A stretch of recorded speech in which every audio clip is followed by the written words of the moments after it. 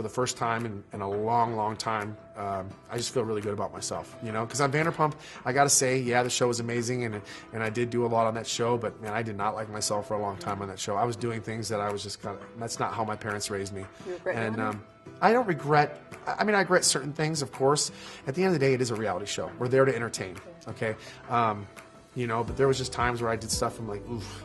You know, we live in Hollywood. I was on a television show, you know, where you're young. I didn't really care too much about whatever. I was just caring about ratings and hoping the show was going to keep going and, you know, and making good TV. And I didn't really care who I hurt or what the cost was. I just kind of was a runaway locomotive, self-destructive, didn't really care about myself, let alone other people. I didn't really know who I was at the time. I kind of was just I feel like I was just going through the motion. And I felt like meeting Brittany, and you know, after I got married, I kind of was like, okay, now I know who I am. I met the woman of my dreams, and I want to marry her, and we're going to have children together. Now I can look back and be like, wow, that was a very special, unique individual, and I'm so glad that I got out of it alive, because there was times where it was scary. It was scary, and I'm just glad that I can look back now and be like, okay, I knew what I was, but now I know who I am. And I feel so confident, and I feel really good about myself for this first time in a long time.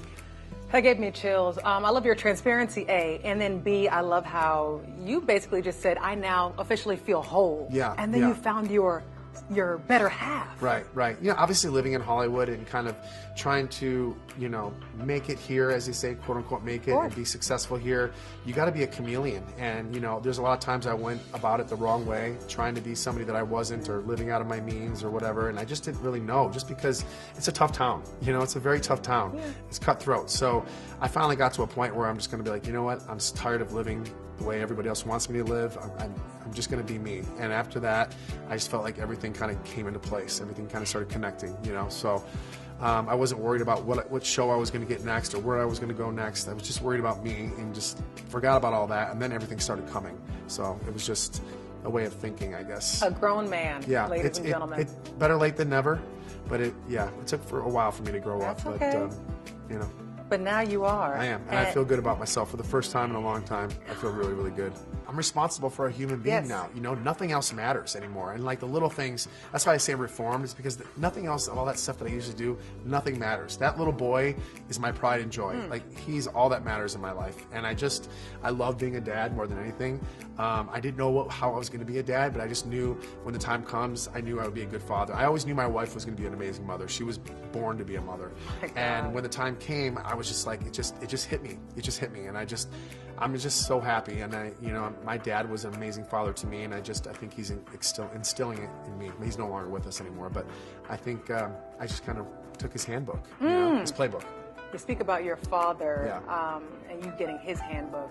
One day there's going to be a little boy named Cruz who has his father's handbook as well. Yeah. What is one of the main characteristics that you're hoping 2-year-old Cruz will carry on in his lifetime from you? Just being a strong individual, you know, a confident, strong individual, do whatever he wants, making sure that he's happy, doesn't listen to others, kind of follows his own truth, his own, whatever he wants to do in life.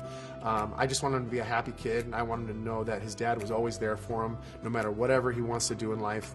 I will be there to support it. I'm just kind of helping him through life, you know. So in the same breath, Jax, I want to ask you, and the reason why I feel like I can ask this with such confidence and just like, because I know you're going to be transparent with this next answer. It's the opposite of what I just asked you. You've gone through a lot in your life. Yeah.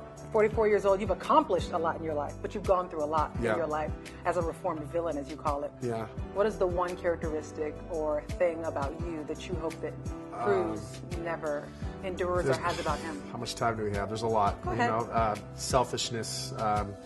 Sometimes just being a little bit too cocky at times, you know, not being faithful to women.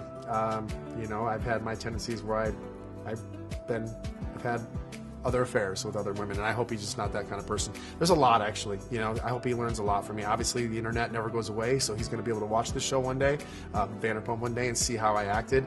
But yeah, I just hope he's just a really good, honest person at all times, you know, and lives his true self and just, you know, just becomes a good person, does good by people, makes good choices. You know, I just want him to make good choices.